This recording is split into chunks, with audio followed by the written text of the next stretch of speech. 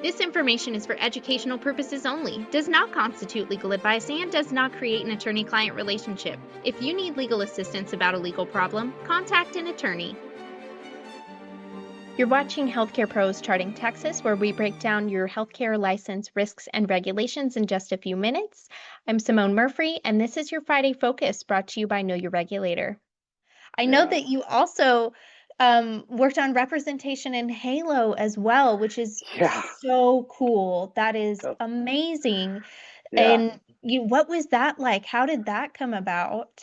It's again, I didn't ask to go to Microsoft. I was doing the Right. right thing for humans and had an opportunity. And Halo was similar. I had been working with Xbox a little bit, and of course, 343 is under the Microsoft family, and 343 is the company that makes Halo.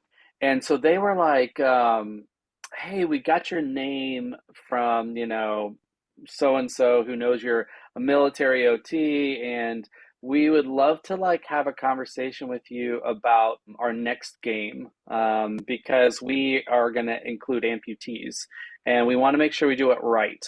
Because if we don't do it right, then we're going to be heavily criticized, and it's going to be, Right. all these things could potentially happen. Like, and they ask interesting questions like, if you have 100 amputees running at you at the same time, is it going to be weird? Like, they would ask me all these different things, but one of the biggest things that I contributed was to label them correctly. Yeah.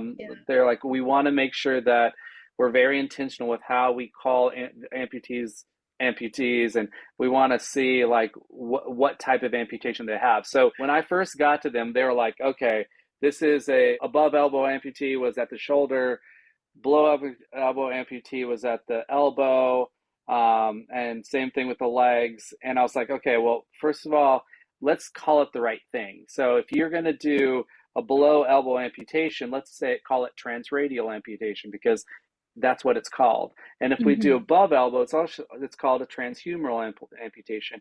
And if you do a shoulder, it's a shoulder disarticulation. So now if you go into the game, that's how they're called. They call them Yeah. the right thing. They made sure that they're representing them the proper way.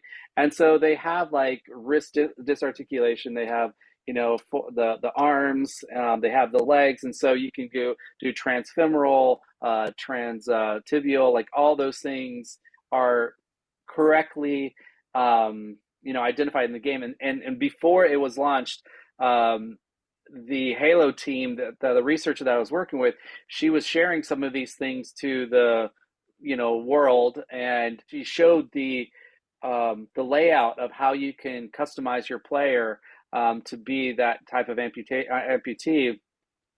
And she tagged me on it. Was like, this is your work, Erik. And I was like, oh my gosh, like That's so Halo cool. team recognized me. Like, it was so cool. And what a gift to be able to have that. And you got to represent such a community that was so dear to you. So it was Yeah. super cool.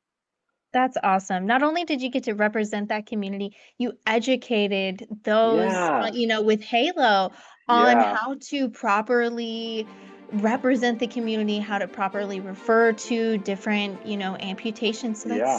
that's really awesome. Thanks for tuning in to Healthcare Pros Charting Texas. For more insights like this, follow along and keep learning. Know Your Regulator, the podcast that inspires you to engage.